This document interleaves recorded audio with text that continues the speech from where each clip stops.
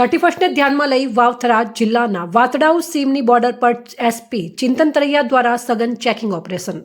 નવા વર્ષની ઉજવણી દરમિયાન કોઈ અનિચ્છનીય બનાવ ન બને તે હેતુથી 31 ને ધ્યાનમાં રાખી વાવથરા જિલ્લાના પોલીસ અધિક્ષક ચિંતન તરૈયાના માર્ગદર્શન હેઠળ વાતડાઉ સીમની બોર્ડર વિસ્તારમાં સઘન વાહન ચેકિંગ ઓપરેશન હાથ ધરવામાં આવ્યું હતું।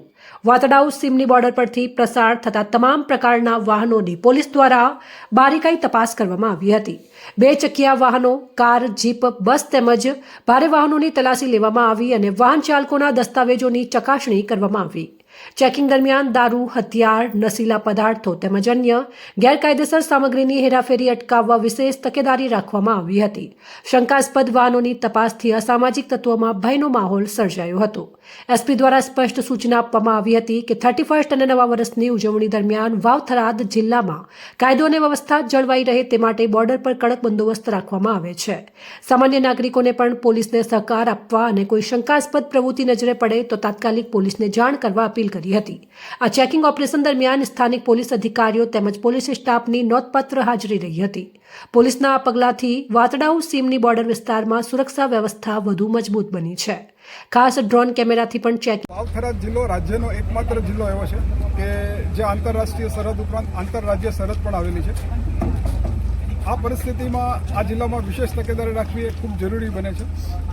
હાલમાં જે નાતાલની રજાઓ છે એ અનુસંધાને અને 31 ડિસેમ્બરના કારણે નવા વર્ષની ઉજવણીના ભાગરૂપે આ જિલ્લામાં વિશેષ તકેદારી રાખવામાં આવી છે અને પોલીસે બેવડા અભિગમથી આ દિશામાં કામ કરી રહી છે।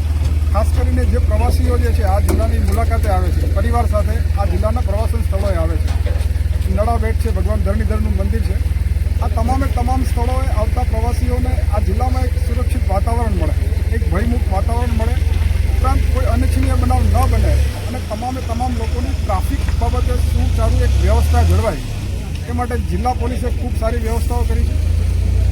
આંતરરાજ્ય સરહદ જે છે, આંતરરાજ્ય સરહદ ઉપર આપણા રાજ્યમાં પ્રતિબંધિત લીકર કે ડ્રગ્સ કે નકલી દવાઓ આ તમામ પ્રતિબંધિત વસ્તુઓ જે છે આપણા વિસ્તારમાં કે આપણા રાજ્ય અને જિલ્લા મારફતે ન પ્રવેશે એના માટે જિલ્લા પોલીસે ખૂબ વિશેષ તકેદારી રાખી છે।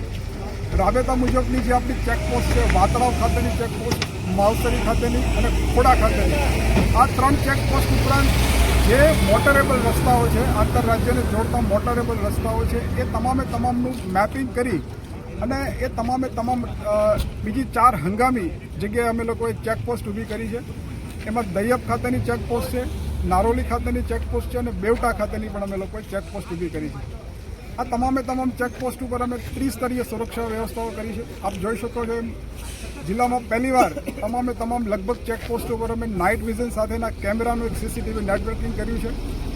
ઉપરાંત જે આંતરિયાળ વિસ્તારો છે, નેડિયાઓ છે કે જે મોટરેબલ નથી પણ એવા રસ્તેથી ગેરકાયદેસર પ્રવૃત્તિ થવાની સંભાવના છે એ તમામ રસ્તાઓ કવર કરવા માટે આ વખતે અમે એક નવતર પ્રયોગનું આયોજન કરી અને ડ્રોનની મદદથી આ વિસ્તારમાં સર્વેલન્સ રાખવાનો એક પ્રયત્ન કર્યો છે। ડ્રોનમાં નાઇટ વિઝન સાથેના કેમેરા છે જેથી કરીને રાત્રિ દરમિયાન પણ આવી પ્રવૃત્તિ હોય તો તાત્કાલિક ધ્યાનમાં આવી શકે। વાવથરા જિલ્લા પોલીસે લગભગ છેલ્લા 3 મહિનાથી જિલ્લા કાર્યરત થયો છે એ દરમિયાન આવી તમામ પ્રકારની ગેરકાયદેસર પ્રવૃત્તિઓ પર ખૂબ કડક હાથે કામગીરી કરી છે। ખાલી આંકડાકીય માહિતી આપું તો લગભગ 740 જેટલા પ્રોહિબિશન અને એનડીપીએસના અમે લોકોએ કેસ કરેલા છે।